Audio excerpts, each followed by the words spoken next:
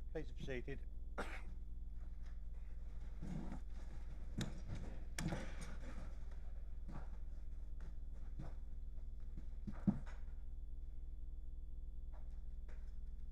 Welcome to this meeting of the Redcar and Cleveland Council, held today on the 11th of April.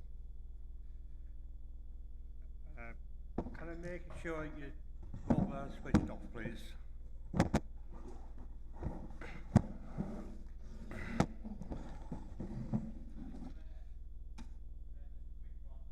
Mobile phones. I've got my mobile phone on silent, but I am on call, so if it goes off, I'll make my way outside. Okay.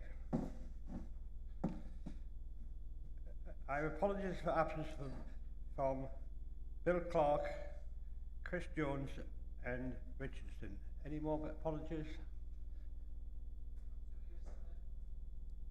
Andy Oliver and Justin Thompson. Mr. Mayor. Councillor Jones. Any more? It's beyond you. To receive declarations of interest. There's a form going round. Please declare the interests which you may have. Section 3, to confirm the accuracy of the minutes of the meeting held on the 29th of February. Councillor. Chair, I have a question, if I may, in terms of guidance. It was agreed, as correctly recorded in the minutes, that certain councillors opted to allow the council to continue because of time pressures and allow their questions to be asked out of council. Now, having done that, the questions are not tabled and the supplementary questions are not tabled and the answers are not tabled. So by facilitating the expedition of the council procedures, members should not be disenfranchised by having that information withheld from the minutes. So I'm asking for clarity on the protocol of what happens in the way of recording minutes asked, minutes recording, questions asked, and supplementary questions asked, and full replies being recorded. Could you guide on that, Mr. Mayor? Right, we'll look at that and we'll make sure they're recorded in the amended minutes. Any other body wants to speak on that one? Can I be sure a proposal that be accepted? Councillor Brown, seconder.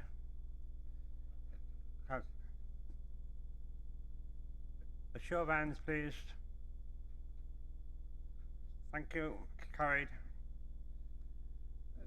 To note the attendance metrics,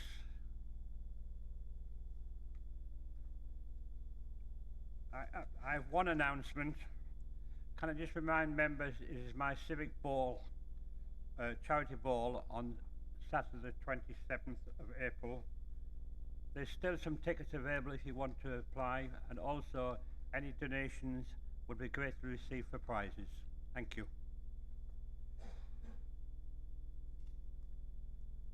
Please, Councillor Brown. Thank you, Mr. Mayor.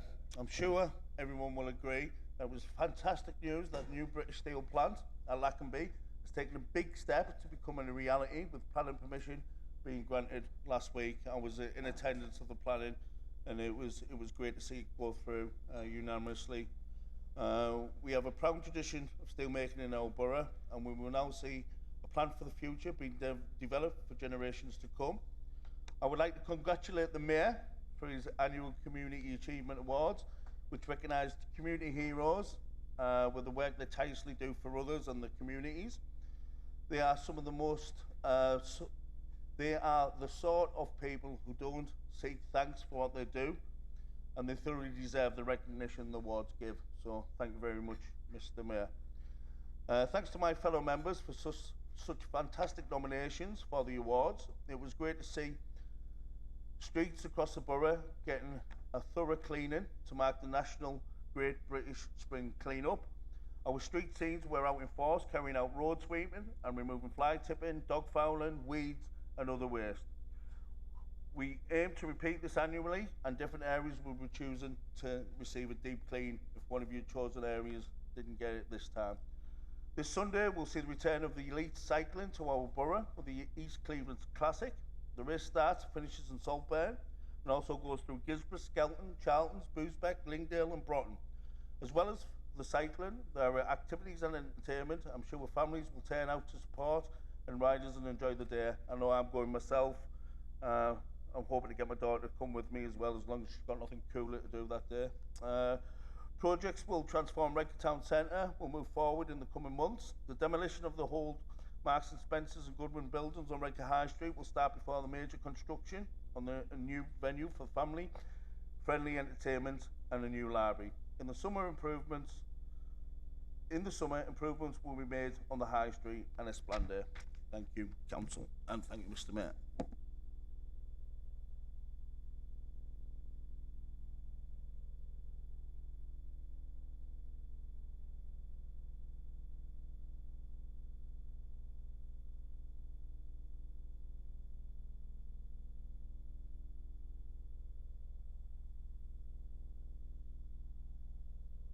Already in the published notice, which is agenda item 9, the report of the Cabinet Member for Corporate Resources.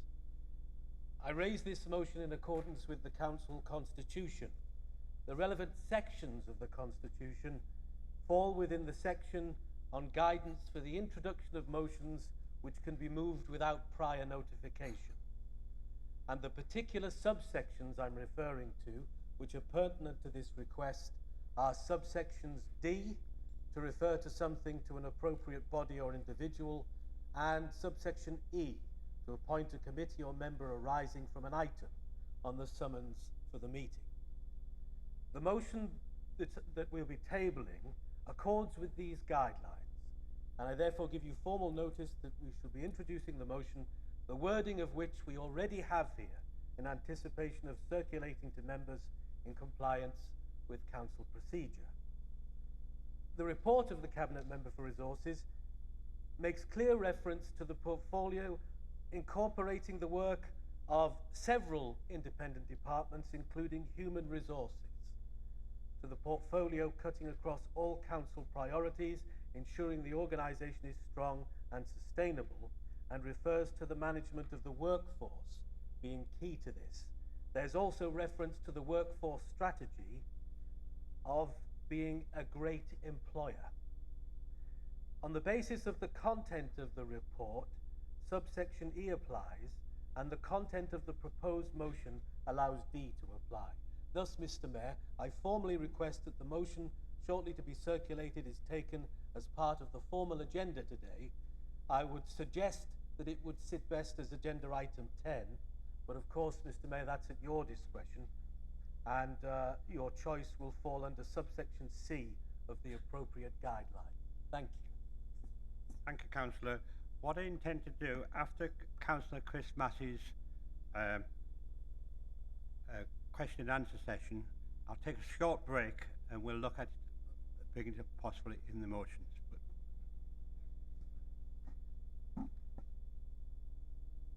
Anything else from Cabinet members? Surprised actually that that no reference has been made to the death of an officer, a former officer of Redcar and Cleveland Borough Council that I was notified to only a couple of weeks ago, and I just want to put on record that Margie Oliver, who served as the business, she headed up the business and training teams at the council under G, sadly passed away from a battle with cancer.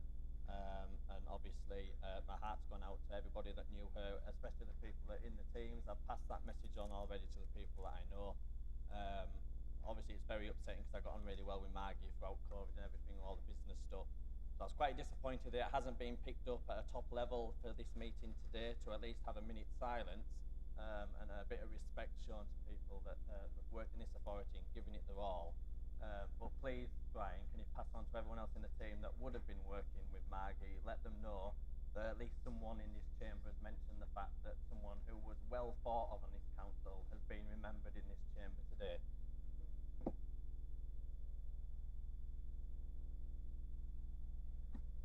Thank you for that, bringing that to our attention.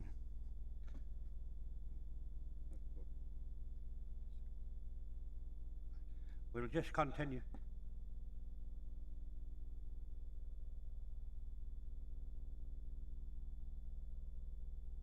Yes, we will take a minute's silence, please be standing.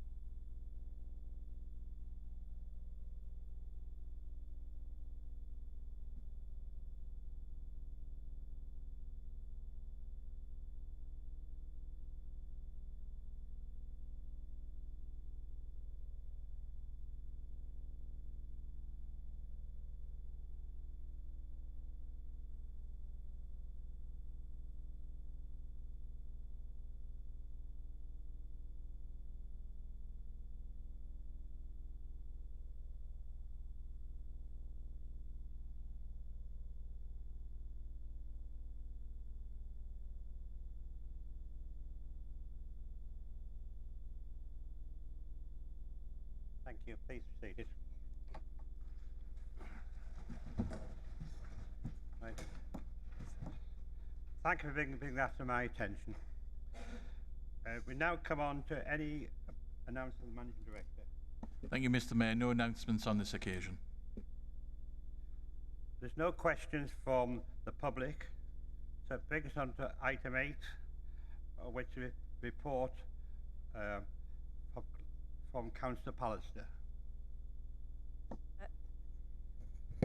The report outlines how the council will seek to preserve and enhance the Loftus conservation area, sets out guidance and a series of actions which the council will consider in determining future planning applications and, if necessary, enforcement, all of which will make it more difficult to be granted planning permission for inappropriate alterations.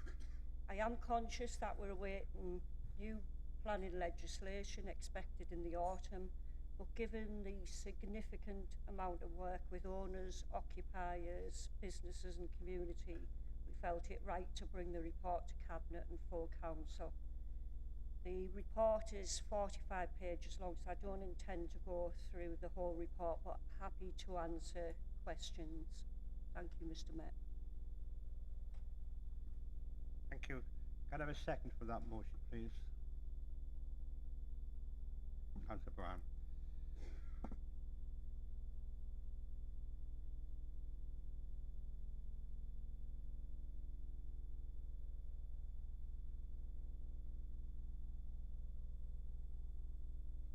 Thank you, Mr. Mayor. Firstly, can I welcome this document? The borough takes great pride in the conservation areas which it has nominated and supported.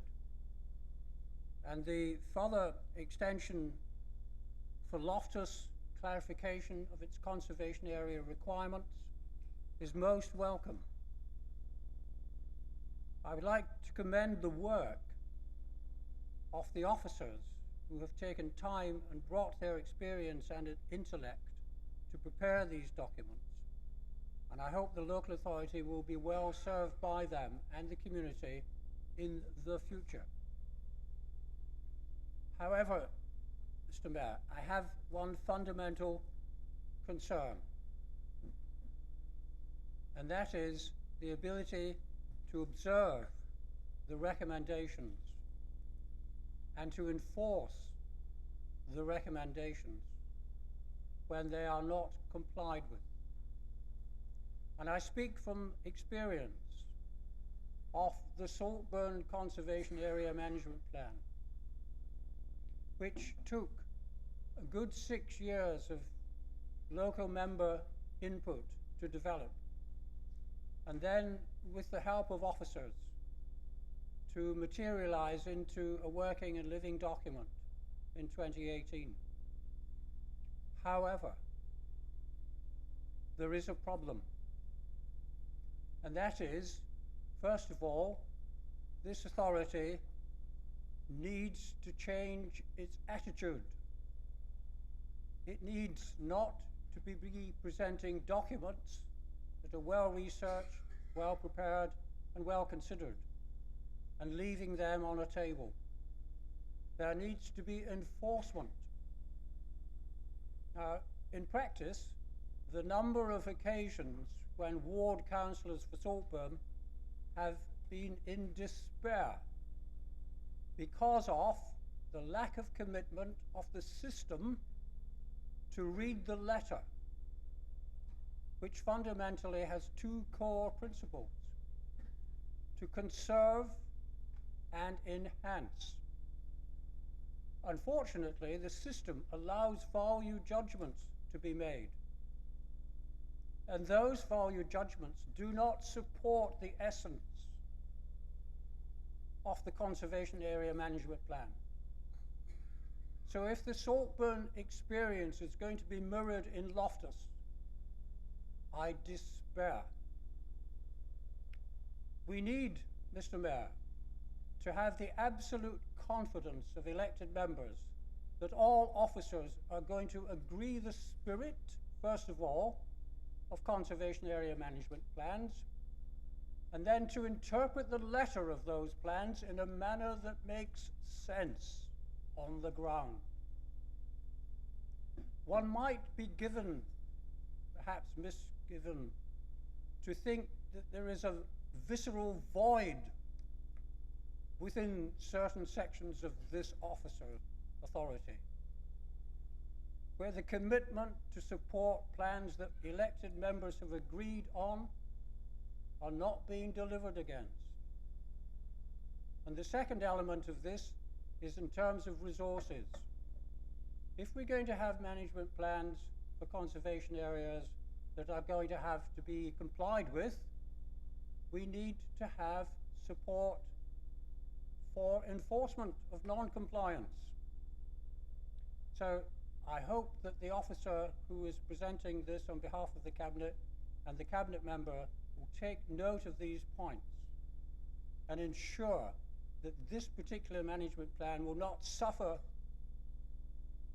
like further management plans have in the past and continue to do so.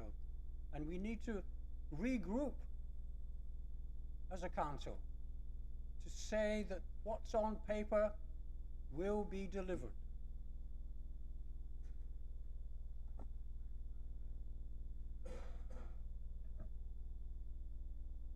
So I'd like to ask Councillor Pallister to sum up, please. Wind up, please.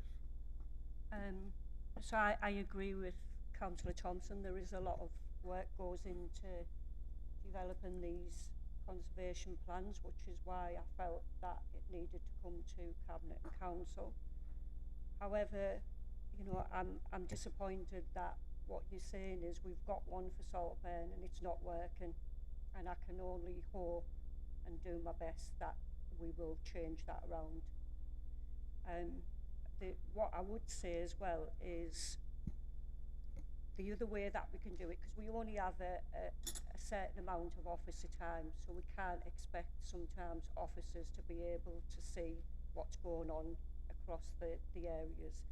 But we have a way of passing that information and advice on to the community, to businesses, give them the appropriate advice, explain to them what the enforcement measures will be, as well as making sure that our planning officers don't accept what isn't in the conservation plan. So I will do my best. It's a new portfolio, as you know. I'd like to move the report and we both sit on planning together, so I hope we can work together and make sure that what's in the actions actually gets delivered. So can I move the, sorry, I'll just move the SPD related to the Loftus Conservation Area Management Plan Cabinet Report held on the 6th of February 24, pages 311 to 356. Thank you, Mr. Mayor. Thank you, Councillor Palliser. Can I have a vote for all those in favour of that report, please? It's carried. And now we come at item 9, which is a report from the portfolio holder, Chris Massey. Thank you, Mr. Mayor. Members might find it surprising, because I seem to stand up a lot in this chamber, that this is the first report I've given regarding my cabinet portfolio area for effectively 5 years, because obviously in the past my colleague Councillor Nightingale, who I applaud for his work in the previous 4 years, was in this role, and we've switched once again, as I'm sure we will do in the future at some point as well. I and other members, all of us here today, we've spent a lot of time over the last few months obviously discussing the council's budget, discussing the council's corporate plan, and also discussing the council's financial position. So what I've tried to do in the report that's in front of you, the written report, is really give a flavour of the other areas that are also included in the resources portfolio within the Corporate Resources Directorate. However, we shouldn't shy away from the continuing financial challenges that this authority and other local authorities have. You'll note in the report that I mentioned that 8 local authorities have effectively declared bankruptcy by issuing a Section 114 notice in the last 6 years. In the previous 17 years before that, not a single local authority in this country declared bankruptcy and issued a Section 114 notice. So we know we're approaching a period in local government of extreme challenge. We know that Redcar and Cleveland is not alone in that challenge. And we also, I think, know that together as members, as we did last month in the budget setting exercise, we can come together and hopefully resolve those challenges before we end up in a situation like that. We're far away from those situations, but if we don't continue to act, we don't see through the budget savings that we agreed, most of us agreed, the council agreed at our last meeting, then potentially Redcar and Cleveland, other councils like us, could end up in financial trouble down the line. But if we take the tough decisions, see them through, I would very much hope that we do not. The other thing that I wanted to say as well at this point is that most councils, I think, are in the same boat as us. There's a local government information unit report which basically says that 90% of councils increased their council tax in the last month. 85% of councils basically said that they were going to have to cut services, and that's the position we're in too. So you might recall from last month's budget meeting, we have a line of roughly 7.6 to 7.57 million pounds of cuts in the next financial year. As I've said, we need to make sure that those cuts are seen through, either in the areas that were allocated or, if alternatives arise, in other areas potentially as well. We also know as well that this council has to mitigate the impact of the overspend in the budget that we had last year. So I've not talked about a lot of this in the report. There's only a couple of lines because I can bore you with finance, I'm aware. But effectively, when we looked at the Q3 financial update, which went to Cabinet in March, went to scrutiny prior to March, we know that there's a 4.8, 4.9 million overspend of last year's accounts. Therefore, being finalised as we speak, we'll have a full report at the end of the year. The financial year has ended. It takes a long time for that to come through in reporting.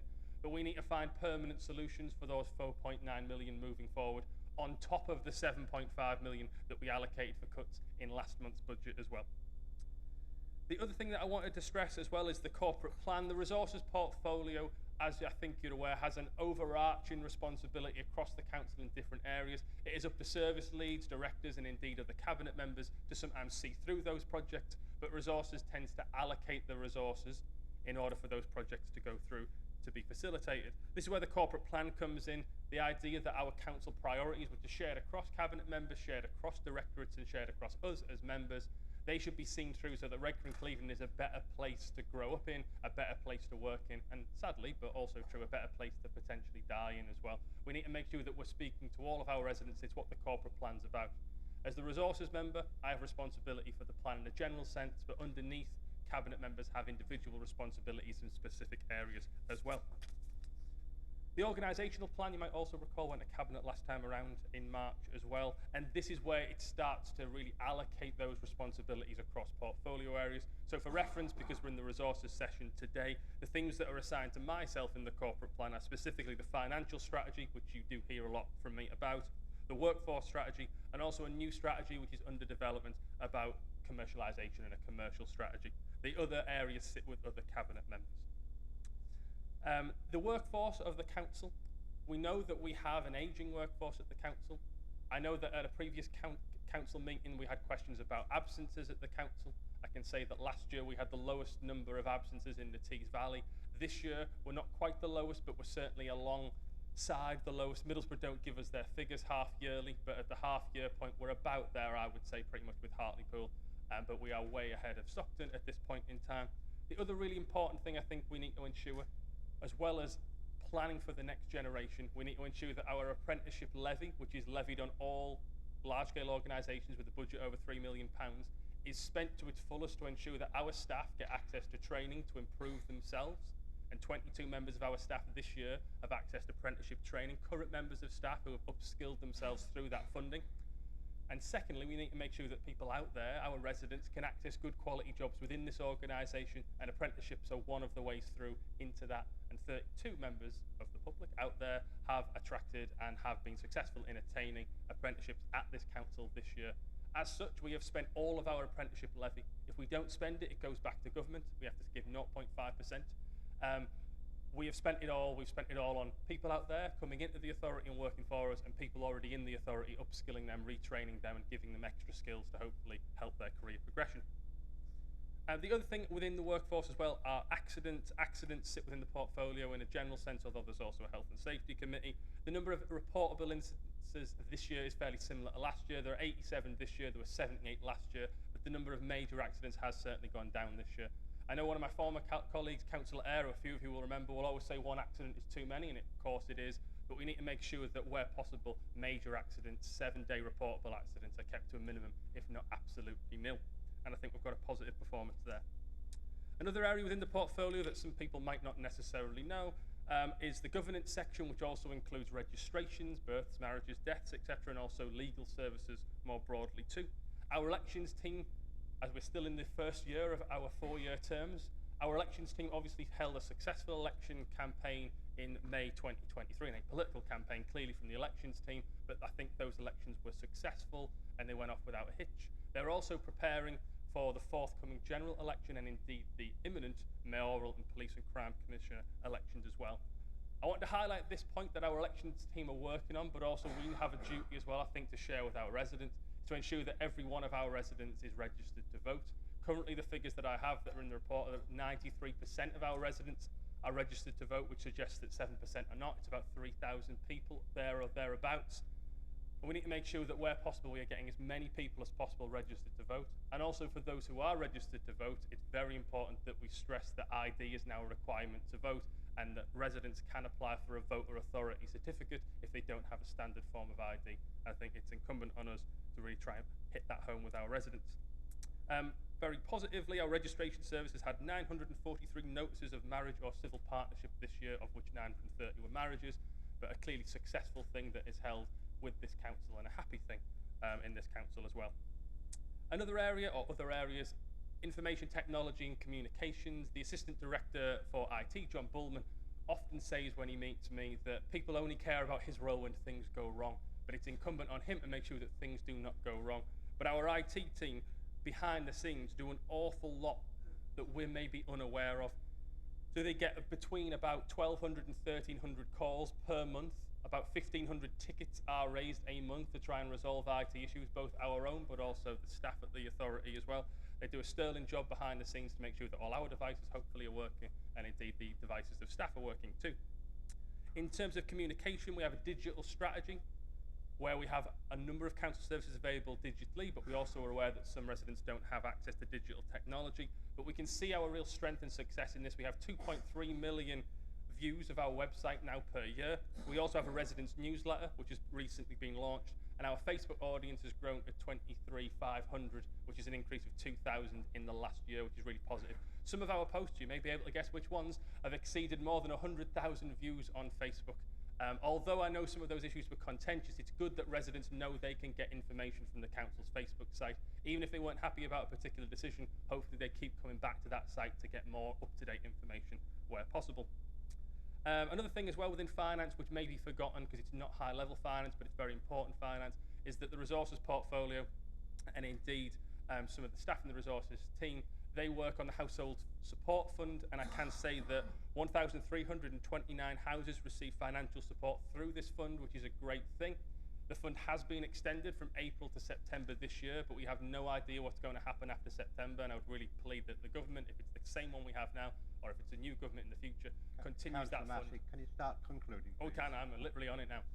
We need to really emphasise that to our residents, that they A, claim it if they're entitled, but B, also emphasise it to government, whatever government it is, to make sure that fund continues its vital. In conclusion, I think we, as an authority in a general sense, not just me, we've taken steps to put ourselves on a firm footing, a firm financial footing, so that our organisation is strong and sustainable in the future. But longer term sustainability will require more difficult decisions. We have a budget conference, a members' budget conference, on the 19th of April at 2 o'clock. I know it's during the day, I know some people work, but members who can, if they can attend, we can hopefully start taking the next steps to make the difficult decisions ahead in order to keep this council strong, stable for the future. Last thing I want to say, Mr. Mayor, apologies, I know I've gone over. A huge thanks to the team, particularly Phil Winstanley, who's the director I work with most closely, but also Steve Newton, who is on holiday today, and all the staff who sit below them, such as Andrew, John Bullman, etc., etc. Vicky Smith. I'm sure I'm leaving people out. Sorry, I'm in a rush, but thank you, Mr. Mayor. I'll take questions. Thank you, Councillor Massey. I'll now start a question and answer session with Councillor Nightingale. Thank you very much, Mr. Mayor. Thank you very much for that report. I'm quite encouraged by the first paragraph where you said that you are continuing to ensure the sustainability of the finances of the council, which is, of course, the biggest challenge that this council really faces. I want to ask two areas of questions. First of all, the corporate plan. Obviously, the priorities have changed, and they are included in this document with 5 of these. And I think it's important that there is a golden thread running through the whole organisation so that they can be implemented. So first question then is, are they communicated throughout the organisation? And have you worked out the operational definition of the word well that appears in the first 2? Start life well, live and age well. But I think it's important that you are able to put that into operational practice. And next, do you intend to give full disclosure to the Resources Committee about who does what, when and how as part of implementing the corporate plan? Because I think it's absolutely important that the Resources Committee is kept informed of what is going on. The second area of questions concerns the whole list of driving change savings and the service investment amounting, in the case of service investments, to £16.4 million.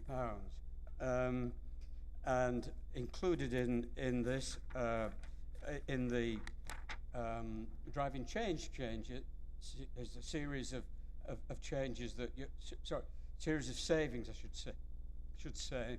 And it would be interesting to know whether you've actually received an offer for, as it says here, offer for the change in the community development officer role. My question on this particular area is, what progress has been made to implementing these changes, the driving change savings and the service investments so far, and to ensure that you do report these as and when these actually take place to the Resources Committee, so we can hold you to account for actually implementing what you're intending to do. But overall, I do actually welcome your report and sympathise with the job you've got, because it's going to be far more difficult than we inherited in 2019. Thanks, Councillor. Councillor Massey. Thank you, Mr. Mayor. Thank you, Councillor Nightingale. I think on the corporate plan, we had some of this discussion at scrutiny, and I am sure, and I would hope, and I will ensure that those discussions continue at scrutiny. The corporate plan is a high-level document. The organisational plan that sits below it is hopefully a bit more understandable in a general sense for specific areas of the council.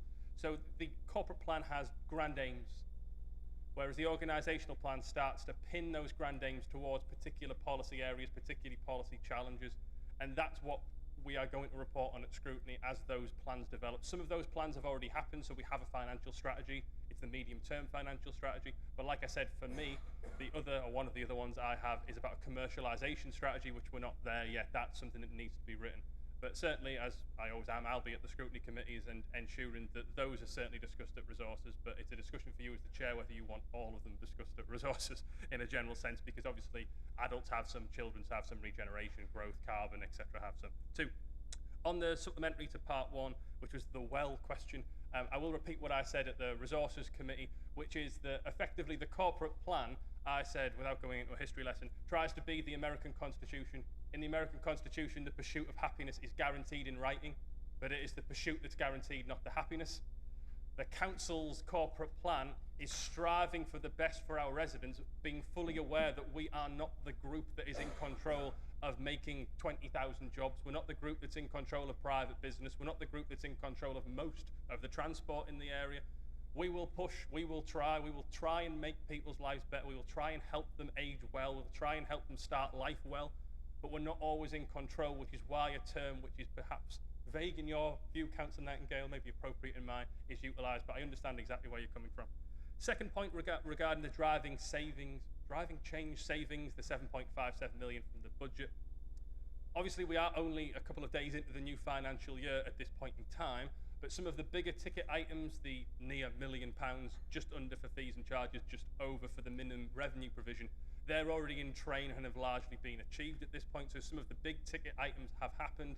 Some of the smaller items, which are still significant, we're starting to see some of those. I think I know where Councillor Hanaway is going later on, but we're starting to see some of the impact of changes as they come through. Obviously, further consultation needs to happen as we go through those changes.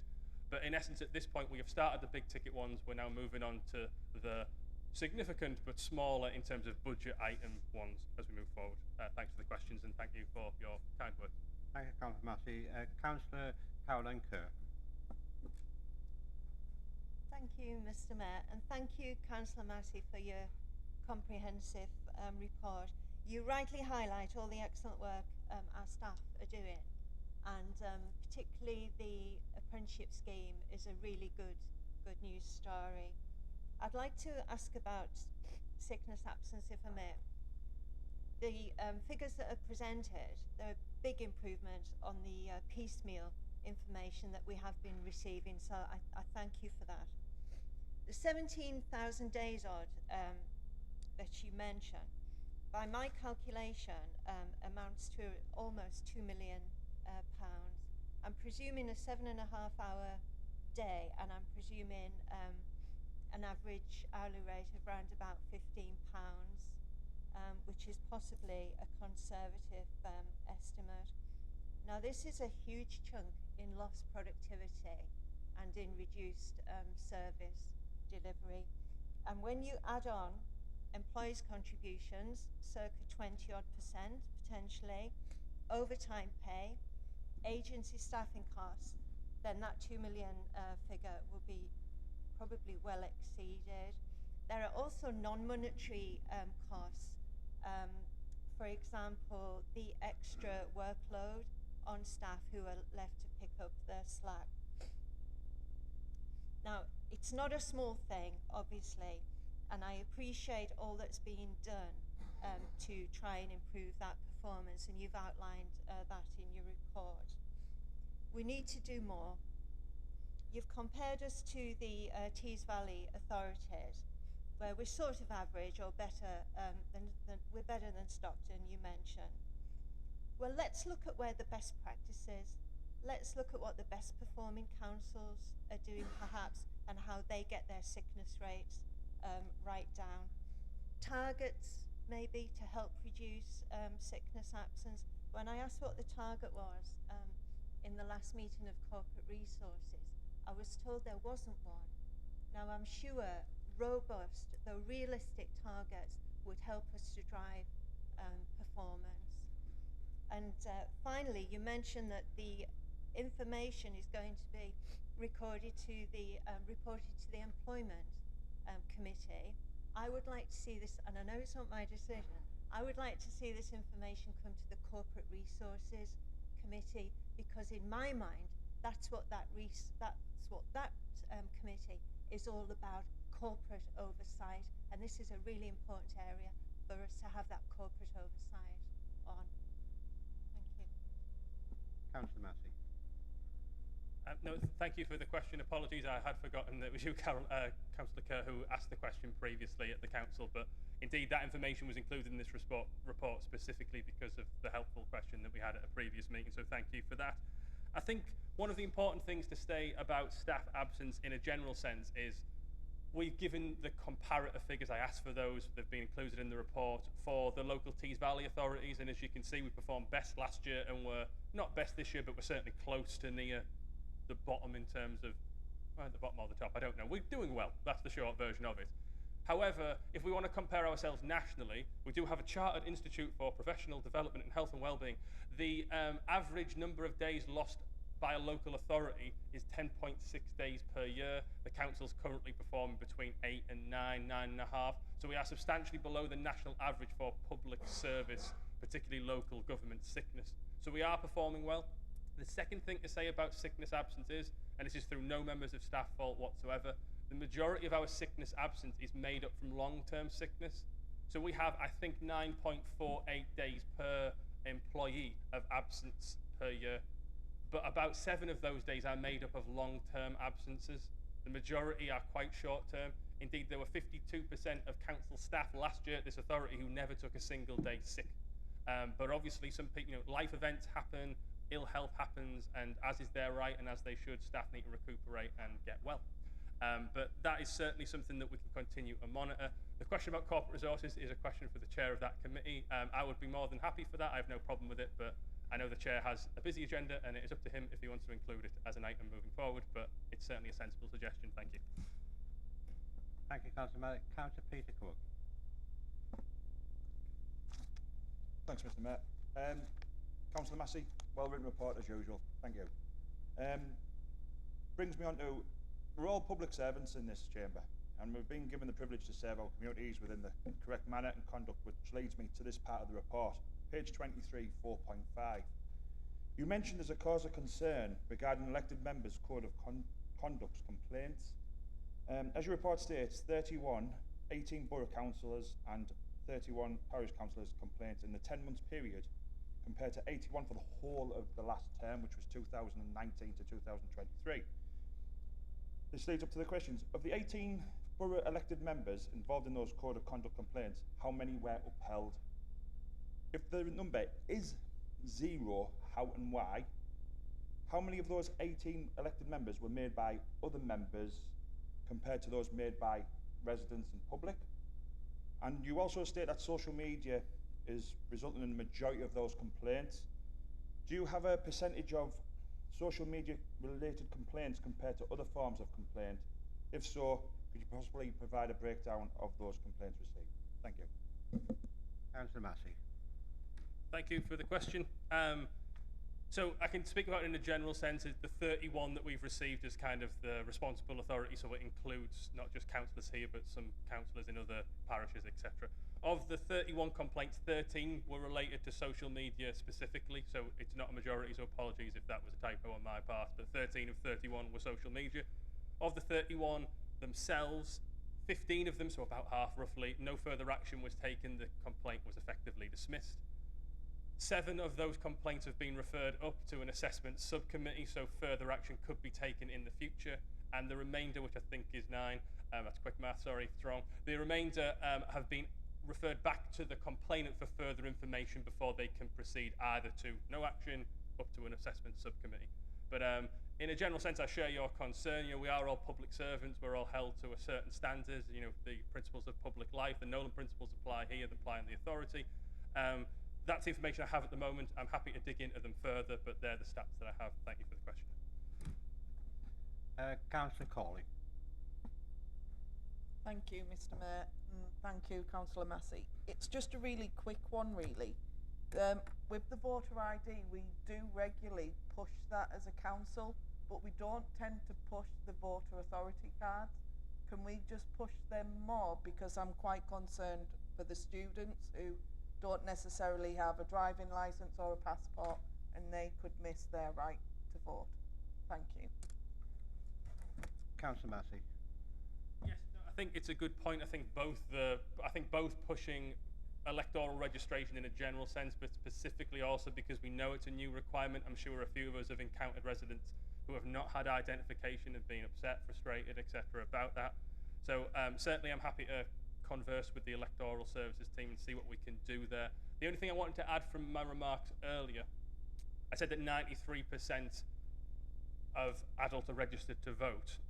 That is a true figure. However, what that is, it's 93% of adults of age to vote. However, it does include occasionally adults who may not be from this country originally and therefore may not have the right to vote either yet or may not in the future.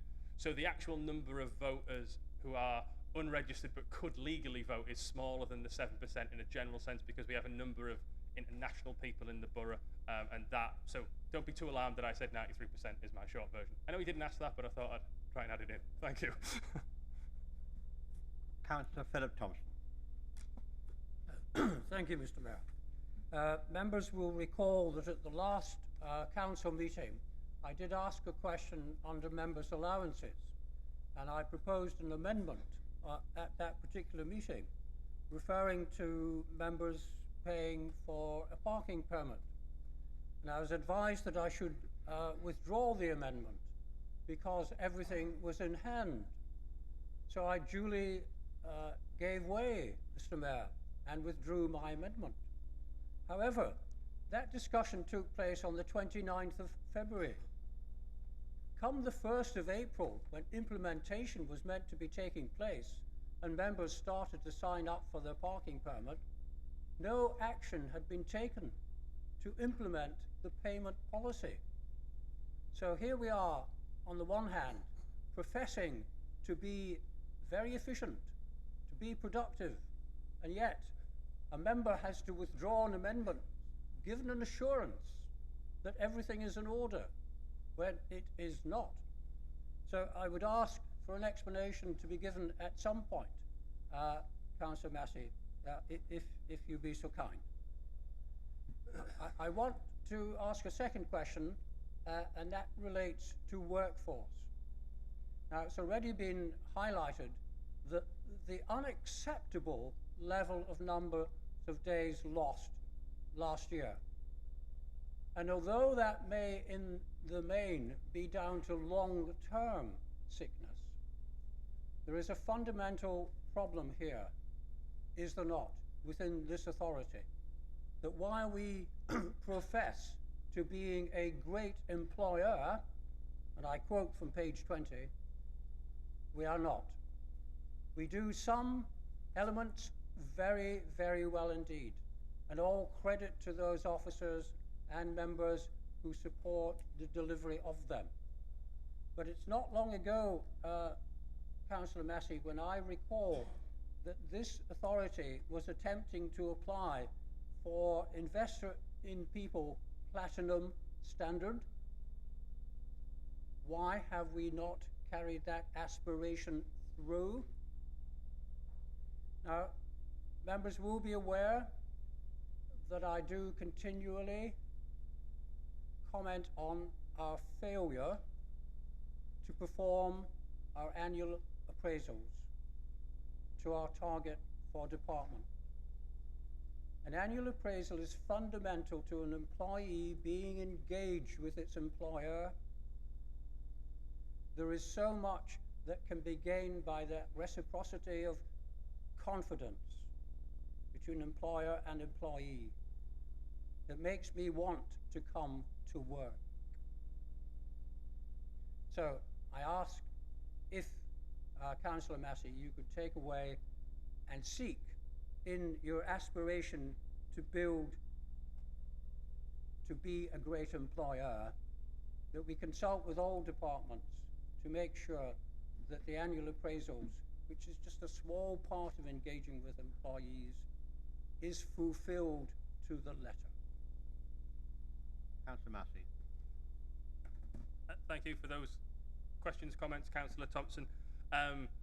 My understanding was that at the last council meeting where we did well, we did, you did, withdraw the amendment that was now in train, and I'm aware that the member permits now, which were previously free, have expired. Members can sign up to one that cost. I believe there was a little issue with the overlap when you could apply for the new one. Also, if members do get the BBB, Building a Better Borough newsletter, there's instructions in there about how you apply for a permit. If you wish to, you can also use the Ringo app on a daily basis. The general idea about the pause in February was we wanted to ensure, just as we have independently, because the Independent Remuneration Panel set this a few years ago, we just endorse it. When staff get a pay rise, we get a pay rise. If staff get a pay cut, which I hope they don't, we get a pay cut. And also, if staff pay for parking, we pay for parking. That was the principle that we hoped to establish there. Because we knew staff parking was going to start charging in the new financial year, which is April, which we're in now, it was appropriate that we did the same as members. We started to pay too. I'm sorry if there have been teething problems with that, but I hope the general principle that members will now pay for parking has been observed and is now in train. I certainly paid today, Councillor Thompson. On the workforce strategy and sickness, I do appreciate that, as Councillor Kerr said, there's a financial burden, obviously, to sickness, but there's also a good employer's responsibility to ensure that our staff are looked after, they're not rushed back to work before they're ready, and that they're getting the support that they need, whether it's physical or mental health support, if we can provide it or if the NHS can provide it externally. Like I said to the previous respondent, in the previous response, the national average for sickness in local authorities is 10.6 days. We're substantially under that by a full day. I'm aware that there are still challenges, but our sickness absences, as you can see by the Tees Valley comparators and by the national comparison that I've just given, are certainly not egregious, and we work with the members of staff who are on long-term sick to try and support them through that period where possible. Regarding the appraisals amongst members of staff, throughout the years I've always shared your concern on this, Councillor Thompson. I think it's vital that staff get an appraisal within a calendar year. It doesn't have to be a January or an April year, but within 12 months. Occasionally we come a little unstuck because we also want to ensure that staff are getting an appraisal with somebody who effectively has the responsibility or management capacity to do something about anything that is raised. And occasionally we have members who are in charge of a team, officers, sorry, who are in charge of a team. And unfortunately, if they're off on sick, short or long term, they can't do the appraisals for their team. And occasionally those things can maybe get delayed. But certainly, it's remiss of me not to include things on appraisals in this report, is my short version of this, Councillor Thompson. I'll certainly get back to you with a bit more information about where we're at the current date. But thank you very much for the question. Also on the IIP as well. I know we've had gold, didn't know about the platinum. I'll check. Thank you. Councillor Craig Annaway. Thank you for a very interesting report. I was particularly interested in the emphasis that you put on the unseen work that's done behind the scenes. I read paragraph 4.13, where it says that it's important to have robust business continuity arrangements, and talks about the stress testing. And it made me think about the cyber attack and how council services did continue. It must have been a terrible time for the staff getting them to continue, but they did actually continue. And then I looked at the next section on IT, 5.3. The council's digital strategy sets out the organisation's approach to the digitalisation of services, and it says there's been further digitalisation of services recently, which seems to me will mean that the council will have a much greater range of its services online. Does that mean that if there was to be another cyber attack, that more of our system will be vulnerable? And is that part of the stress testing? And if so, if you can put it in layman's terms, because very few of us understand how these networks actually work, how do they actually do that? Councillor Massey. Thank you, Councillor Hannaway. In a general sense, the stress testing is there to try and ensure that in most, and I mean the vast majority of cases, that this council is protected. What we had with the previous cyber attack, which was in the previous administration, but I was around as a opposition member at the time, we had effectively like a once-in-a-lifetime, once-in-a-generation attack. It was something that effectively when the government and when external agencies came in said that this council could never have been prepared for what happened to it, very sadly. So we have to be prepared for the rainiest of days, but we can't always deal with a blizzard in effect, because these things are so technical. But we have, through our auditors, substantial assurance in terms of our risk management, records management, etc. The reason for so much going online effectively is it costs an awful lot to keep paper records these days. It streamlines searches, it streamlines the ability for officers, members of the council, if they're interested, to go back and find things. But in essence, these stress tests exist to try and show that, on the rainiest of rainy days, that we would be protected against anything that comes. But unfortunately, occasionally, a once-in-a-lifetime event, such as what happened a few years ago, which was not the fault of the previous administration, it was something we could never have predicted or prepared for. But now we have that knowledge, we are forearmed, hopefully, into the future, and I indeed have substantial assurance in our IT team and John Bullman. But if you're more interested in finding out more about the networks, I'm happy to meet with yourself and John, and we can go through them, because John's certainly the expert, not myself. But thank you for the question, very interesting. Thank you. Councillor Leroy. Thank you for the report. Just with regards to staff sickness, this is sort of a trend that's affected businesses across the board, especially with long COVID and thereafter. So really that's the problem that all businesses are facing, but we're not talking about business here, we're talking about public service. And so I just want to refer to a couple of pinch points. One of them potentially would be in the clean and green team with pressures on the machinery that they've got. I'm aware that that's running to about 15 years old in some cases. And we remember the problems last summer with that. But there are other pressures. So you've got pressure there on revenue, you've got pressure in terms of, well, potential pressure, and this is the crux of my question now is, where is the end to this sort of downward spiral? Now, we anticipated at one point that Tees Works would return substantial cash flows to this council. It doesn't appear as they're going to be as substantial as they were anticipated due to bad management at the TBCA and bad leadership.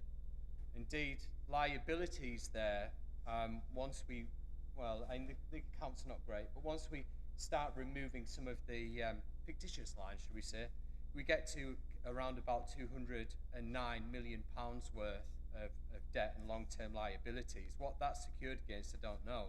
But what it does mean is that a precept's going to be inevitable because of the deals that have been made with private individuals. This will then put pressure on private households in terms of increased tax bills going forward. We're aware that the expendable cash of the local community is going down and down, ability to pay.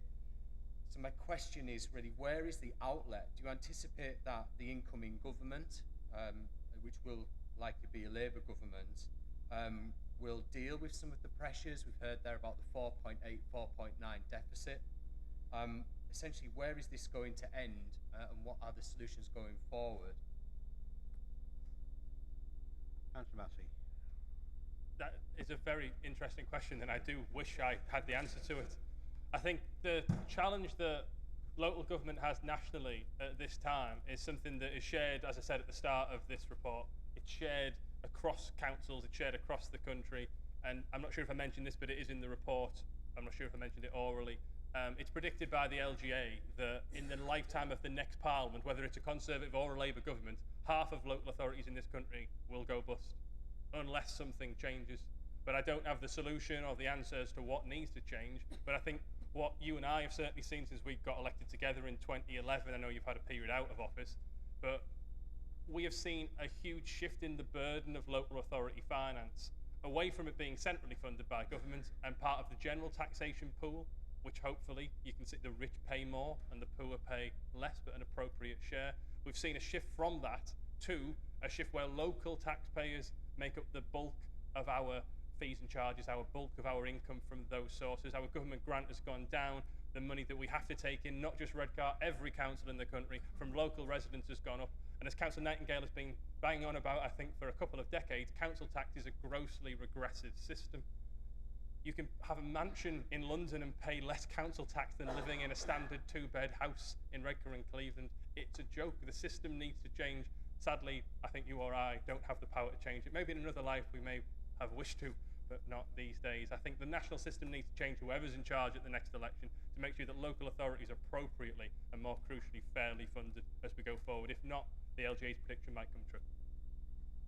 Right, I come to the last person on my list, Councillor King. Thank you, Mr. Mayor, and thank you, Councillor Massey, for your report. It was just a comment and a question really about streamlining things and taking things more online, especially the more personal services like funeral services. A lot of my families and people that I work with are getting quite upset at the fact that 94-year-old has just lost their husband or wife of 70 years. And we deal a lot with paper, listening skills. So currently they're streamlining it so that all of the paperwork now that goes through funeral services are done online. So funeral directors are expected to take a computer or a laptop in to see a 94-year-old who is absolutely terrified of this equipment, and then having to read that paper off a computer and do an electronic signature there and then. I'd like to appeal to that there maybe be some dispensation, that there will be people that are frightened by this technology, frightened as to what they're doing. It's also taking, I think, 10 times longer for the professionals to deal with that kind of paperwork. So can we possibly look at maybe a system where they can take a piece of paper in that can be signed by an elderly person or somebody who's not really technical, and that can possibly be uploaded later, maybe, rather than having to do things online. When dealing with people in difficult circumstances, it does take away from the personality if you suddenly bring out an electronic device and expect them to read it. This generation are used to having something on paper. They understand that they can read it, sign the terms and conditions and go away. So maybe we can look at another way of doing things in certain situations. Thank you. Councillor Massey. Thank you for the question, Councillor King. I think when I first had this portfolio all the way back, how long ago was that now? 8 years ago, 7 years ago, when I first ever was in the corporate resources chair, for want of a better term, my wish was that this council moved towards what we call digital by default. But digital by default means that for those people who cannot access digital services, who don't wish to, don't have the training to do, or don't want to, that there still should be a person that they are able to speak to. The example that I cited many years ago was she's now retired, but my mother for years worked in NatWest Bank, first in Eston, then in Middlesbrough. And in NatWest Bank, they would come to you when you walk in the door and say, "What are you doing today?" And they would try and passport you to a machine. But if you just put your hands up and say, "Oh no, I don't like machines," you get guided towards a person. And I think in the circumstances, with obviously you have lots of experience in this area, the circumstances you describe seem appropriate, that potentially paper and people will be better than a tablet or a laptop or an online form. Happy to take it away and investigate, have a bit further of a look. Thank you for all the questions. Thank you, members. One person I forgot to thank was Michael Lythe, who's been a great support in writing this report with myself, and it was remiss of me to not mention him earlier, so I thank Michael now. Thanks, everyone. Thank you. Can I have a vote of show of hands to accept that report, please? It's carried.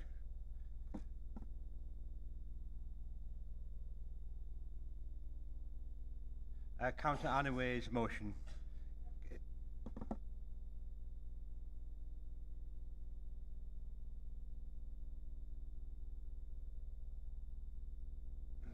Councillor Anaway.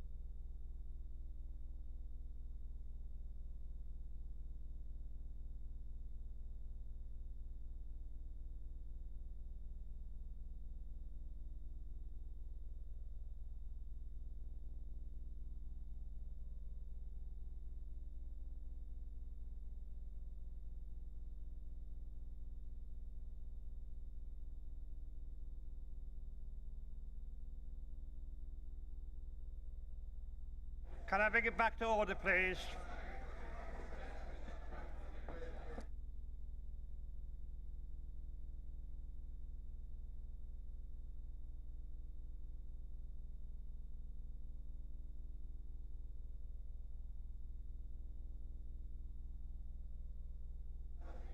Right. Can I ask you to reform, please?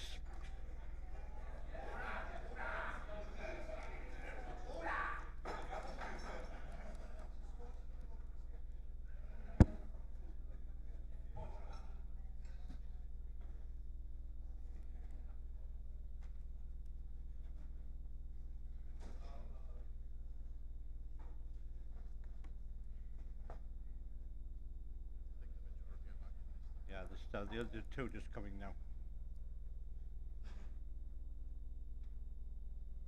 They're going the other way.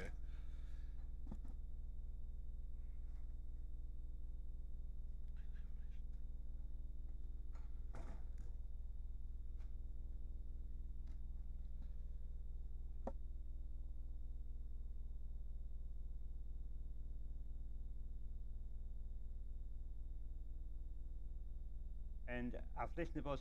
It's about CDOs. It's been implemented. Whether it was implemented correctly or not, I can't say at this moment. My decision, and it is final, that if you want to have a motion on it, it is brought in on the 14th of May 1. Thank you.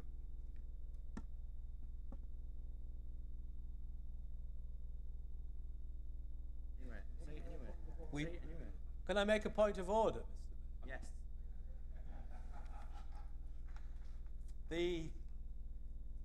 The process of decision making on this is a bit worrying, because you received advice from officers who are the subject, their work is the subject of the motion, and therefore we are concerned that the advice can hardly be said to be impartial.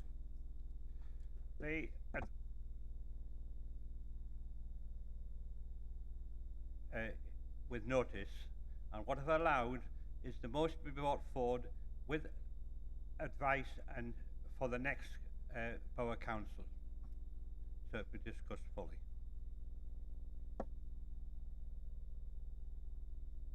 But now on agenda item 11 is to appoint members. Now before I come on to this, I'd like to say these have been on the agenda for the last 3 meetings. This is the last chance to put these members appointed to committees, because in May we'll come to the AGM, it'll be re-looked at again. But I've got 2 changes. One on growth scrutiny for Councillor Corley to replace Councillor Suthers. On the corporate resources, Councillor White to replace Councillor Suthers. I'd like a vote on those 2 first, please. Can we accept them?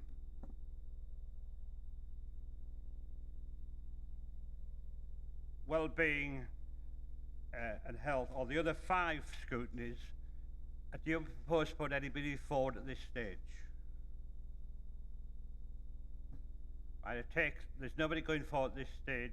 It will be then brought forward to the AGM.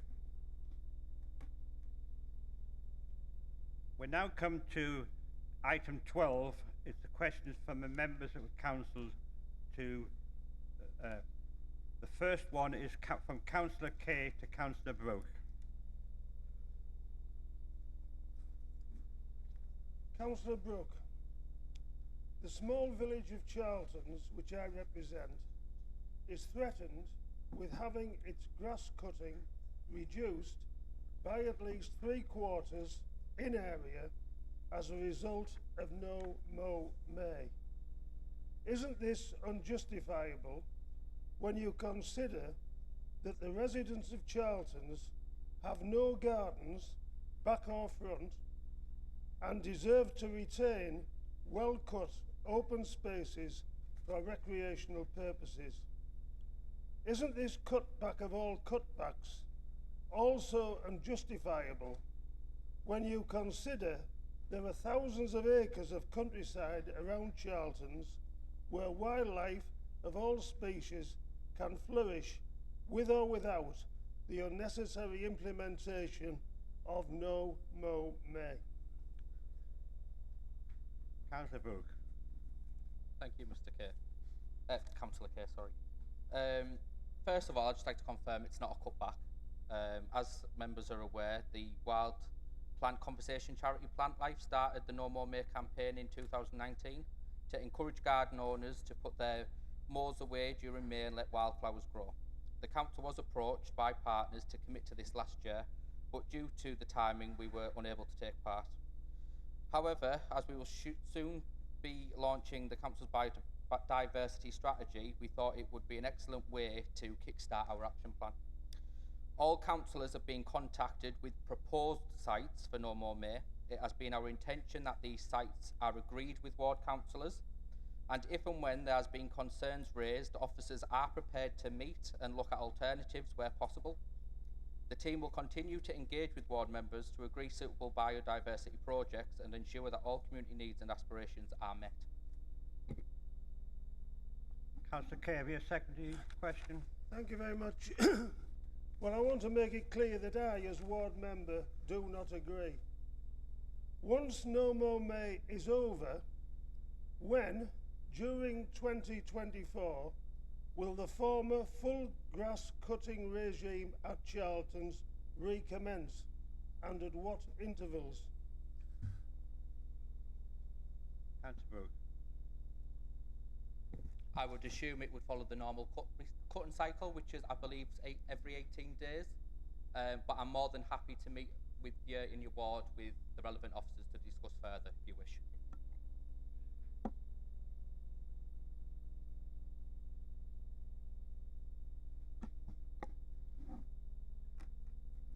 Lazenby Blooms was formed in 2004 when green spaces around Lazenby Village was poorly kept. Its aim was to care for the environment and to improve civic pride. The group raised funds to buy its own equipment. The council, through the Community Enhancement Forum, as it was then called, supported the group by supplying green bins for the grass cuttings, weeds, etc. For 20 years, this group have looked after all the green spaces in Lazenby, including the village green, for free. With the introduction of the green bin tax, they have been made to pay £60 to have these 3 bins collected. Do you think it's fair to charge residents who work for the community for free to have their waste removed? There are other community champions who look after their areas within Redcar and Cleveland who now are being charged for doing a good deed. If these community champions stopped doing what they do, how much would it cost the council to pick up the slack? I'm guessing more than the cost of a few bins. What is the council doing to support these volunteers so they continue to look after the local communities without being out of pocket due to your bin tax? Councillor Brooke. Thank you, Councillor Martin. Firstly, I would just like to say from myself and officers that we thank all volunteers that carry out such great work across Redcar and Cleveland. With this in mind, we do not want to penalise volunteers who are carrying out work on council land. Therefore, volunteers carrying out work on behalf of the council, such as maintaining areas of open space on council land, this charge will be waived and any refunds will be given. Any issues with that, contact me directly.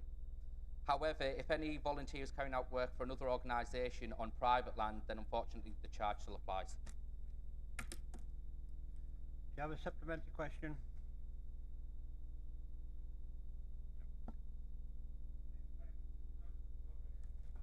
Again.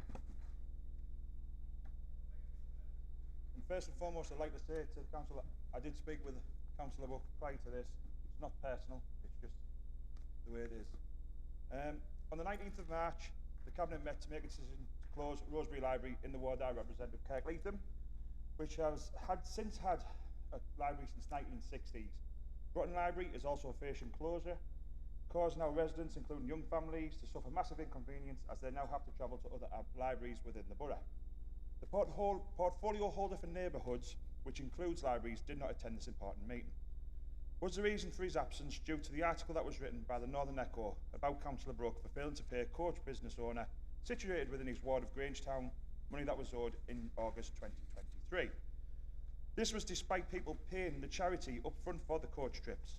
This debt resulted in the county court judgment against the charity Grangetown Generations, which Councillor Brooke chairs. Councillor Brooke eventually paid the invoice after the reporter's investigations.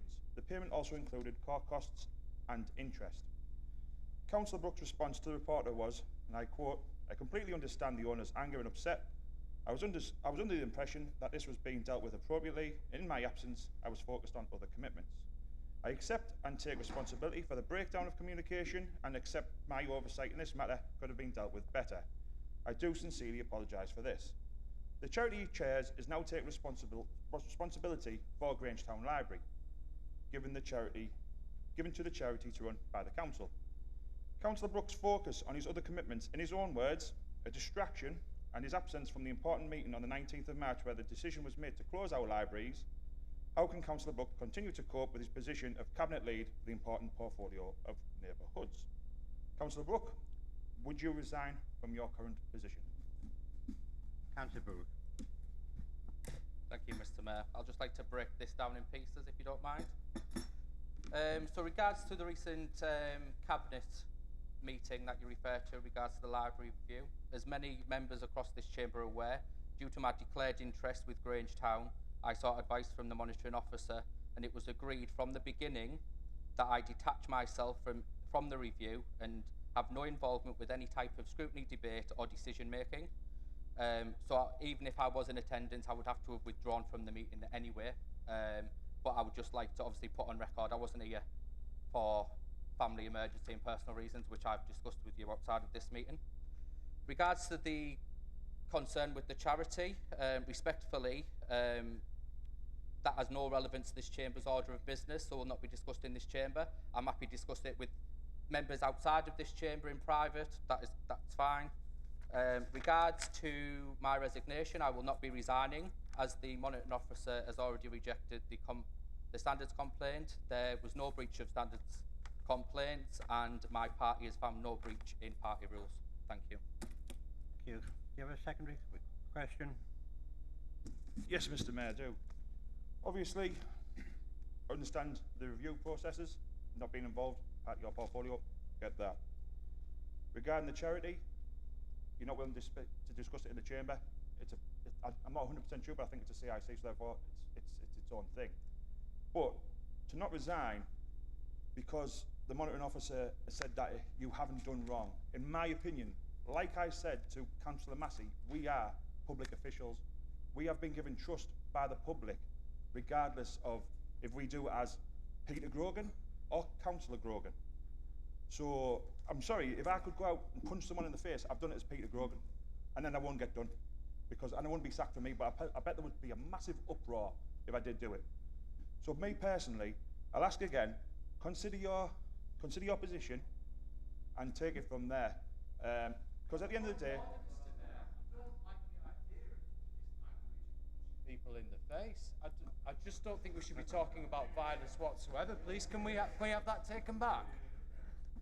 Can I just now, you've had Councillor Brooks' reply, and I'd just like to close this question. That's I'm sorry, Mr. Mayor, but that's wrong. That just because Councillor Wright opens his mouth, I was just trying to make a point. That's all. I was using a point, an analogy. I should have used a better one. It's a question. No, it's a joke. Councillor Kerr to Councillor Brown.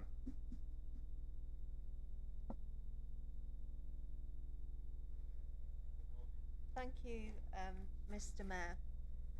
Councillor Brown, the situation I've outlined in my question impacts on the reputation of the council, and not in a good way, and this impacts on us all.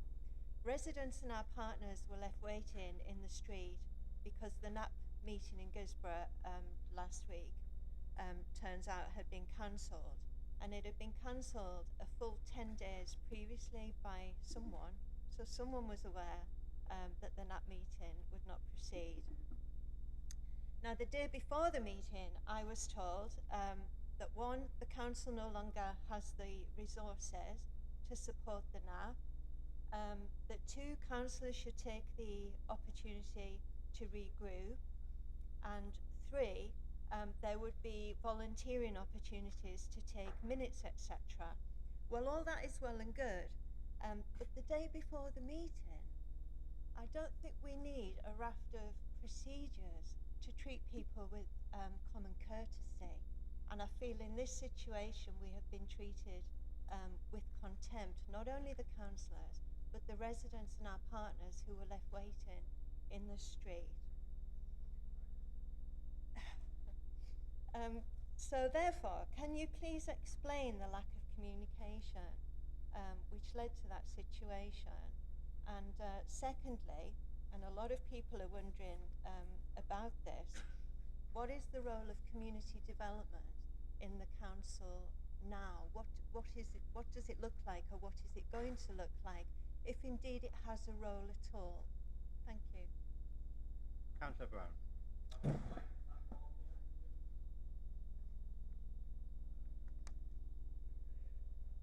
Reply, please. Are you finished, Councillor Davies?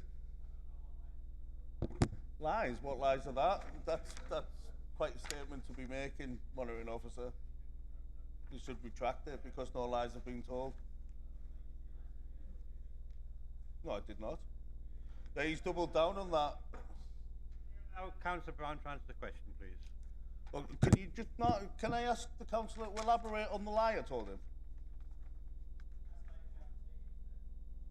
Yeah, that what? No, that is. Can I reply to that? Right, okay. Right, well, you are getting a briefing. I certainly haven't told any lies. Sorry, Karen, Councillor Kerr, your question was hijacked. Well, first of all, let me just touch on the miscommunication over the. No interruptions. Can I just ask Councillor Brown to answer the question and respect to other people, please? But, you know, it makes it worse. I told him before we came in the chambers that there's been a miscommunication, and I told him what it was. Both sides, please. Right, okay, all right. Well, first of all, it's not good enough, and I apologise, okay? It wasn't my mistake. I wasn't involved in the process with your NAP. I know what me, Peter, and Marion do in our NAP is that we'll discuss and feed into the agenda, and we circulate the chair, so we pretty much know all the time what the process is, and I think we would have known. But again, that's not a reflection on you. It should have been communicated to you.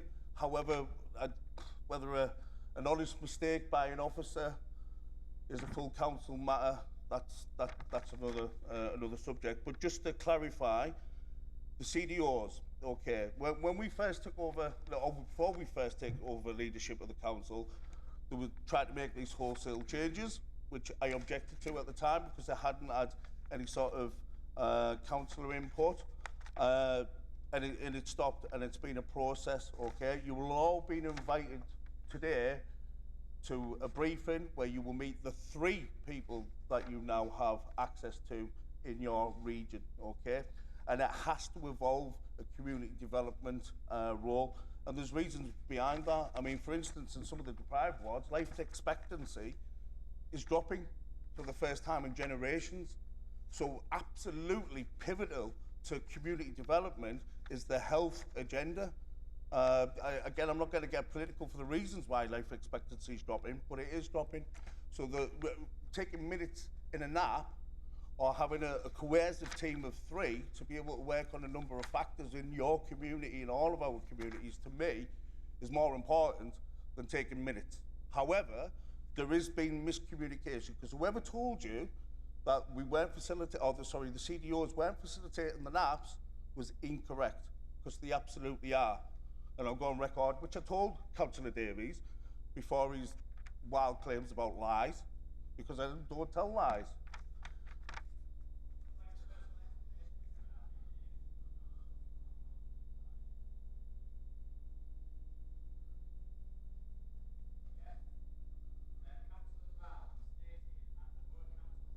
In February, a cast iron guarantee that CDOs were not going to be touched, and as we have found out over recent weeks, it was an absolute, blatant mistruth. This administration does not know what is going on in them offices over there, because let's face it, the people over there run this council, not the administration. That's laughable from a guy who was in the cabinet that made more U-turns than any administration's ever meant. Answer the question. Right, certainly the community development officer, yours, who I'm not going to name because I don't think it's right to be naming officers in here, remains in the same region. That's what I said was going to happen. We've evolved it just because it's changed slightly. Look at the job descriptions, which has been on the intranet, on the website for a few weeks now. The community development, they'll still be doing community beds. They'll still be doing community work with your community groups. They'll still be working with the NAPs, but instead of having one person, you've got three. Sorry, I've been sidetracked. Sorry, I'm sure you disservice. So you still have your NAP facility. I apologise for the miscommunication. It's not good enough, and we'll make sure it doesn't happen again. All right? Do you have a secondary question? I think I better leave it there, thank you. Okay, thank you.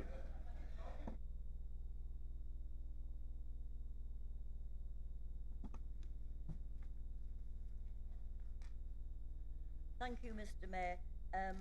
I understand from Councillor Brown that it would have been better if I had contacted Councillor Quartermain. So if he wishes, if Councillor Quartermain is happy to take it, then that's fine. It was just because of Councillor Brown's involvement previously that I thought he was the right person.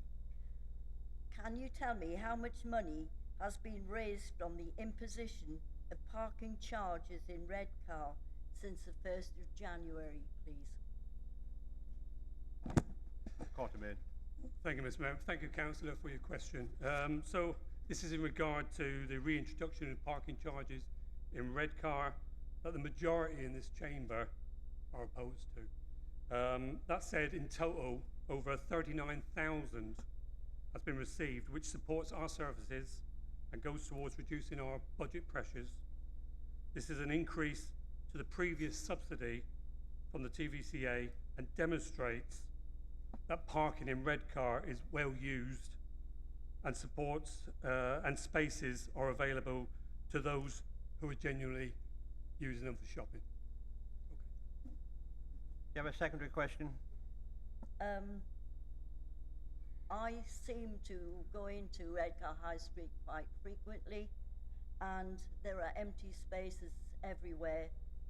People are disgusted with having to pay £1.80 when in other parts of the borough there are no parking charges.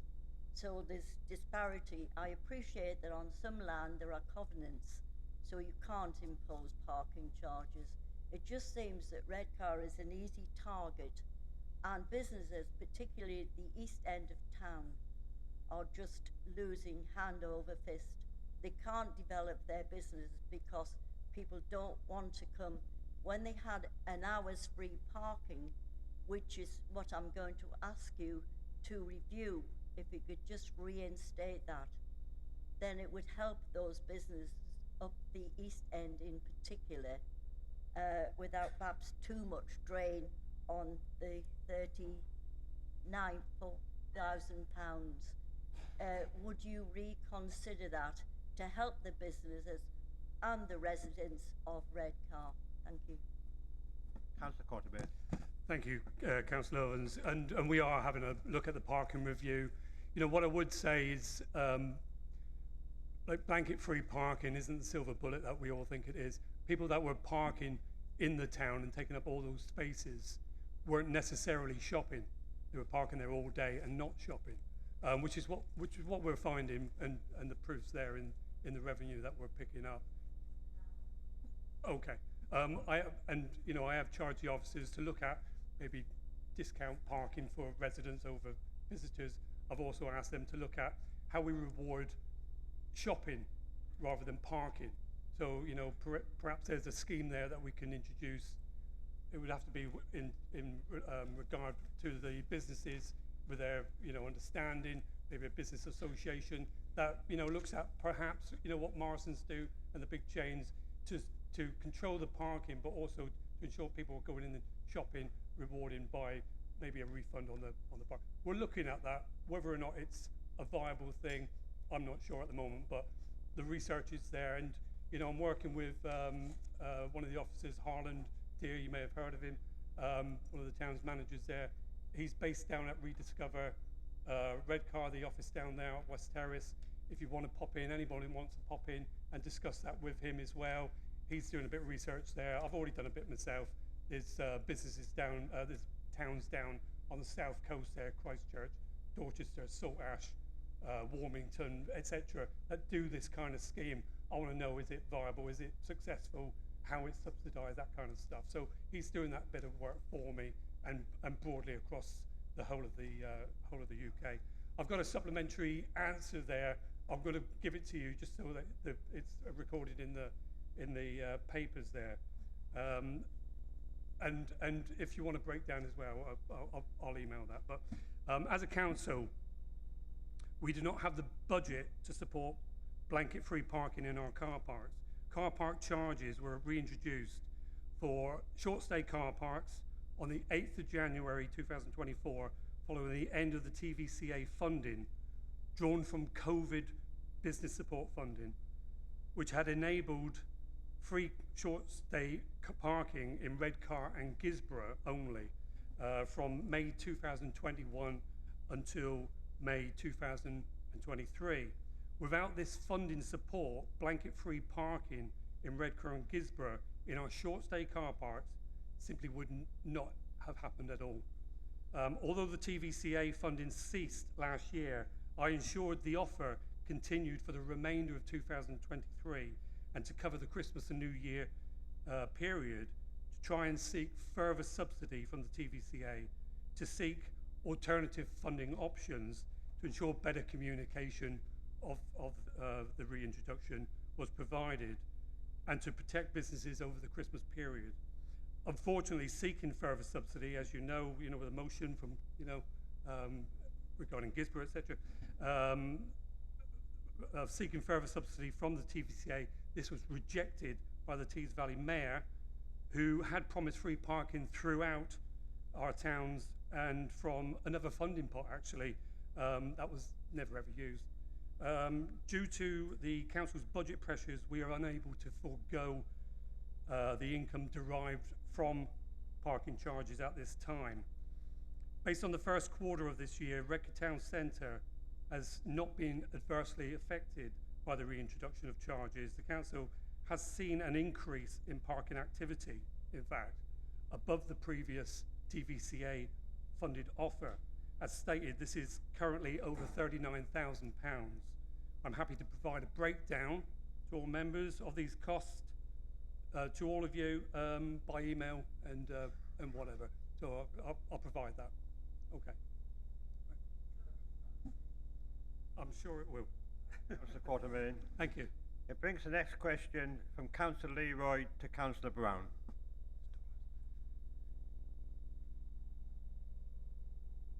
In the recent court case of STDC Tees Works versus PD Ports, PD Ports were awarded upwards of 2.73 million. How was the Tees Mayor allowed to bankroll such a ludicrous court case with taxpayers' money, a case he was always destined to lose? Councillor Brown. Thank you, Councillor Leroy, for your question. First of all, before I look at the prescribed answer, both parties are important partners of the council moving forward, so I think the important bit of this subject matter is the cost to the public purse, cost to the taxpayer. Prior to my position, and this is not sidestepping because I will add to this, being established on the STDC board in May, I can confirm that a board decision was made to commence a legal discussion to establish access rights of PD Ports across Tees Works land. A budget was agreed for this purpose. Now, back in September, and again, I will add that both parties will claim victory here, but again, the important bit is the cost awards that were discussed. And back in September, the settlement offer was brought to the STDC board, and I have raised this with the CEO regarding some comments that were made in the High Court.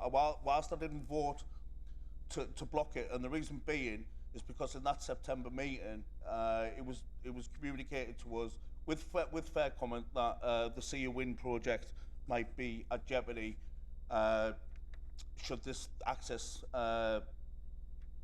dispute not be resolved.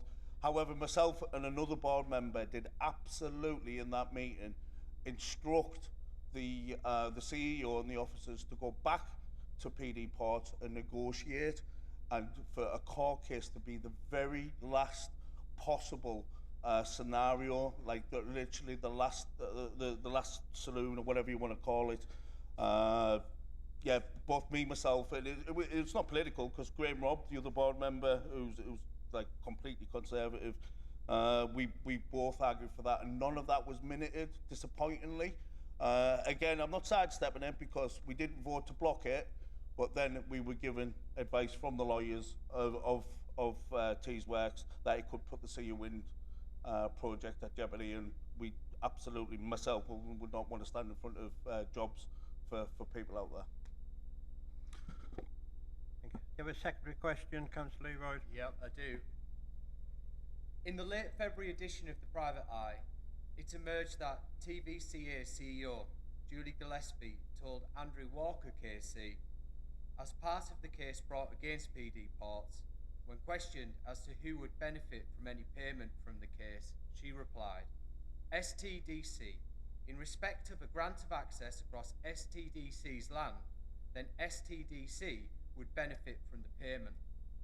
However, in the Yorkshire Post documents that later appeared, they showed that the STDC would only be entitled to 10% of any agreement with PD Ports, and 90% would be due to private partners. Michael Gove's Ridgewell review has this figure at 50%, but either way, the figure from Julie Gillespie was incorrect. Is it credible that a CEO in court would not know such figures when there for the very purpose of examining such details? Councillor Brown. Thank you, Mr. Mayor.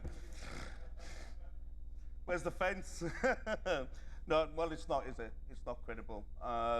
These things, I mean, as the 28 recommendations came from the recent inquiry, we have to be completely transparent, something that I've asked for at the STDC board. I've not seen any wrongdoings as board member, but then again, you know, we're not privy to a lot of the in-depth information. It's again through officers of Tees Works. So my easy answer is no, it's not. We really should know the absolute to the penny, to the percentage, what that fee or should be. I will try and clarify what the actual real number is. Well, I'll ask and I'll speak to Julie and I'll raise it at the next board. But the sentiment of your question, it's just about transparency. If we had transparency across the board, then none of this would have built up to where it was. So I absolutely, you know, support the sentiment of your question, and it's been a difficult process, and you know, I have great. I should have voted against them going to court, but we did absolutely ask them to try and negotiate, you know, to all possible to avoid court. It's been a sorry state of affairs, and I just hope, like we recently at the TVCA and the STDC agreed not to appeal the decision. Unfortunately, Tees Works Limited have or are seeking to do that, which again just prolongs this. So yeah, no is the easy answer. Councillor Selvin to Councillor Brooke. Yeah, thanks, Mr. Mayor. So my bins get picked up on a Tuesday, so I waited as late as I could to put this question in, 8 p.m. Monday night. Now I'm not as angry as I was, if I'm being brutally honest, as you'll find out why. But let me just do a timeline of what's happened. So basically, I put the question in on Monday, and I'm walking the dog at 9:10 in the morning. Green bin's already been. I thought, oh, there's a postman, and he's carrying all these brown letters, literally just these brown letters. And I thought, I wonder what they are. So 9:27, got back into my house, and there's my green bin voucher for my bin. Unfortunately, my green bin had been collected already. Well, not been collected, but it had been round already. So yes, my anger levels were 9 out of 10 Monday night. At this point, they were probably 5, 6 out of 10 because at least I've got my letter for next time. Anyway, long story short, Wednesday afternoon, yesterday, sat there 1:30, big massive bin truck coming up my road. I thought, what's this for here? Anyway, knock on the door. It turns out someone from this council had kindly instructed them to come and collect my bin. Not quite sure if it's something to do with this question, but it feels like it might have been. Anyway, they kindly emptied my bin, and at the end of it, my anger levels are now 1 and 2. But I'd just like to just point out a few things. Can we just make sure that lessons are learned from this year? I understand it's the first year. I understand there's been difficulties with getting stuff out in time, but please, can we make sure that lessons are learned? And please, one thing that's really annoying me right now, I know that we've got more people that have signed up than we were expecting, but I don't want to call them celebratory emails, but it feels a bit like that we're celebrating. Yes, we've got 16,000 people who we've charged £40 for, who we've taken £40 off. I do find them a bit uncouth, if I'm being honest, and please, can we just not have any more celebratory emails? So I'd like to just slightly reword my question and say, basically, why have the hundreds of residents who've paid their bin tax still not Can had you their bin conclude, because collected? you're out of time? That's it. I've done it.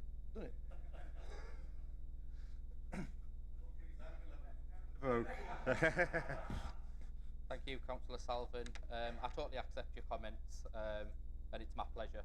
I was going to say you'll have bins been emptied, but in future, please report it through the normal channels. I agree. Regards to the delay with the permits, obviously we're not responsible for Royal Mail. We would have wished that they got out sooner, but at least they're getting out there. By no means is it celebratory updating you guys. A few members across the chamber had asked me to keep them updated if we got to that figure. I just thought it's easier just to update everyone. I do have today's figure if people would like to know. I'll do it outside. I won't mention it in my speech. But yeah, like any missed bins, we do apologise. But as you appreciate, it's a new service, it's a new way of working. The crews are learning new routes, so therefore there will be a number missed. It has been less than 2% from start until today, with 98% of bins being collected without any issues, which is a great thing. Some we're down to obviously learning new routes, others down to residents putting bins out late, some bins being presented on the wrong day. But yeah, take everything on board and we'll strive to go forward as we can. Thank you.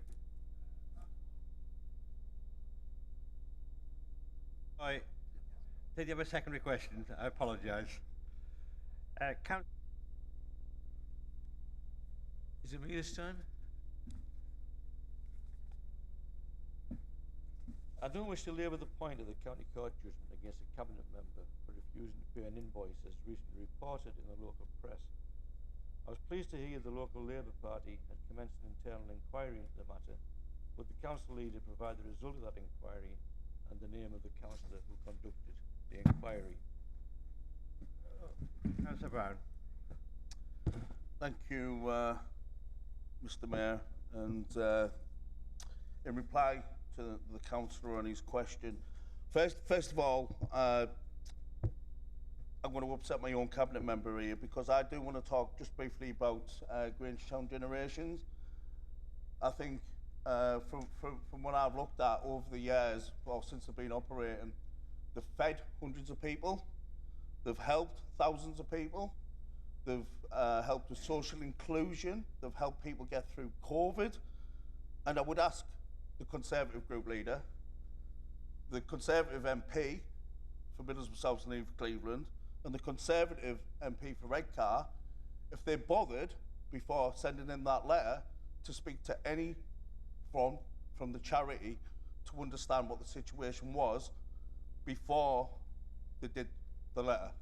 I already know the answer to that is no, which I think amongst all this is awful politics. It's a charity, and the Labour Party did have an internal investigation.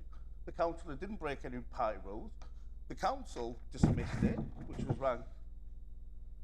dismissed it because, yes, was a late invoice, was it perfect? No, it wasn't. Adam put his hands up and said, no, it wasn't. But however, it's testament to the man. He stood here now after the local press went for him, which our investigation from speaking to the business owner wasn't at the business owner's choice. In fact, he was quite complimentary about Adam and Grangetown Generations. Obviously annoyed over his invoice, but I'm pleased that's been settled. And Adam's going to take great lengths to make sure that, you know, nothing like that would happen again in terms of it. But why did he take his eyes off the ball, as you put it, Peter? Because it was round every one of these wards.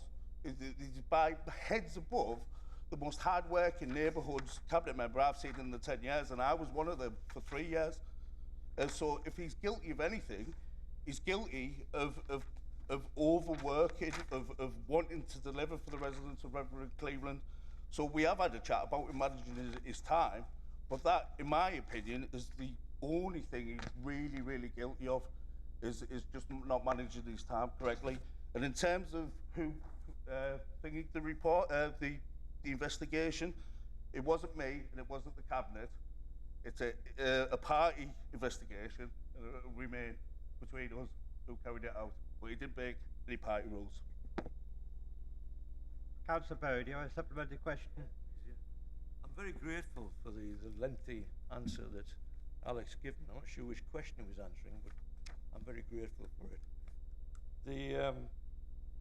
I'm sure the inquiry was a thorough and painstaking inquiry with many searching questions, the results of which were thoroughly analysed before arriving at the conclusion that Councillor Brooke had done nothing wrong.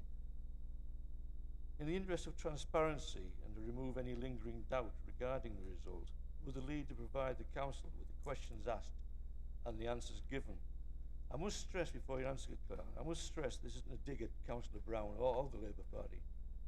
It's just an attempt to draw a line under the matter and demonstrate to the public that we've taken it seriously and asked the right questions. Councillor Brown. Again, the easy answer is no, we won't. We carried out the internal investigation, in fact, to the point where Adam explained his investigator as Mrs. Marple. She spoke to the business owner twice, she spoke to trustees, she spoke to people who worked in the library, and we took it very, very seriously because we wanted to draw a line under it. The fact that Adam's still there answering all these questions today about Paul Salvin's missing bin and things like that is because we didn't find anything wrong. Other than, like I've already alluded to, the guy is literally all over the ward. I mean, if I asked you to all put your hand up, has he been to your ward? Has he dealt with your inquiries over the last 10 months? I bet you there'd be very few of you that could not put your hand up because he's been out there and he's worked hard. So I will draw a line to Matt Rovey. It's an internal Labour Party investigation, so no, we won't.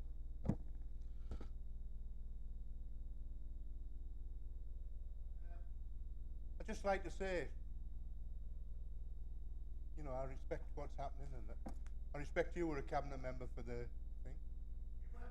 For 4 years, for 4 years, through COVID, through the, when we were the hacked with the, you know, you got your bins emptied, your grass cut, and everything for those 4 years, and if we missed them, we did them on a Saturday and a weekend, and we got them done. So, I worked hard as well. Right. Thank you. Thank you, Mr. Mayor. Right. Thank you, everybody. That concludes the meeting. Thank you for attending.